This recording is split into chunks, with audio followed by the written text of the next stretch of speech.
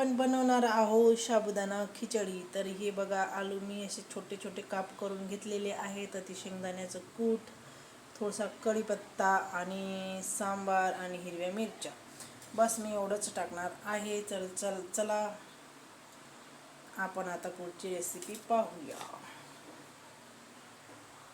इथं मी कढई ठेवून दिलेली आहे. कढई आपली मस्त अशी गरम झालेली आहे. त्याने टाकणार आहोत आपण साबुदाण्याच्या खिचडीत थोडंसं तेल कमीच टाकायचं.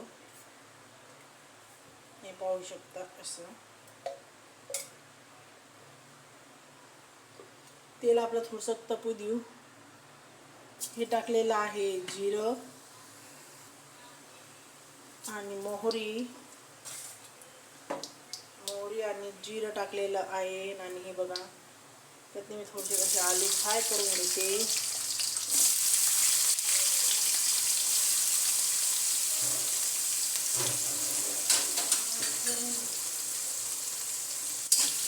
आलू मस्त एकदम हसवू द्यायचे. थोडंसं मी नमक टाकणार आहे चवीनुसार. आपलं थोडंसं म्हणजे आलूलाही असं फ्राय करताना जर टाकलं तर मस्त आलूला पण चांगली चव येते. आलू कशी पाचट लागत नाही.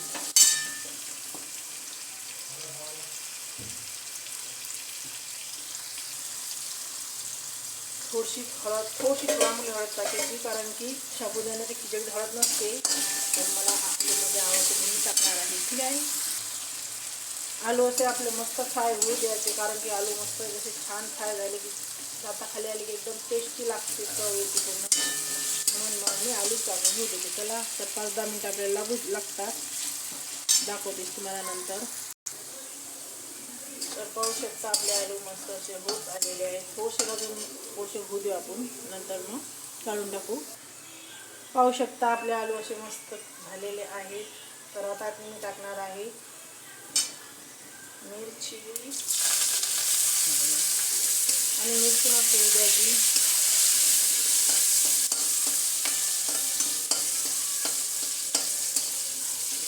अशा पद्धतीने मिरची थोडीशी.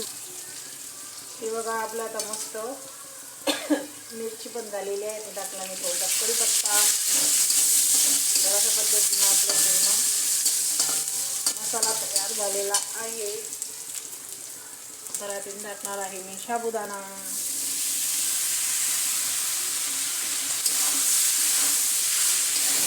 साबुदाणा आपला अशा पद्धतीने तयार झालेला आहे.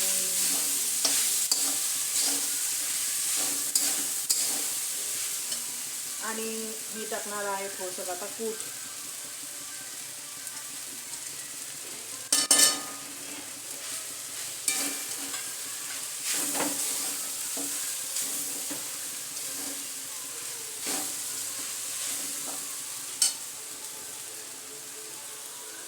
मस्त मी अशा पद्धतीने फिरून घेते, नंतर तुम्हाला दाखवते काढून. ठीक आहे.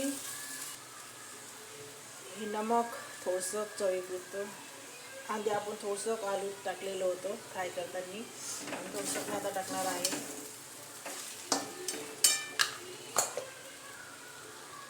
पाहू शकता अशी आपली खिचडी तयार आहे. आणि थोडीशी तिला वाफ बसू देते मी. खिचडीला मस्त वाफ बसली की छान अशी मसूद होते.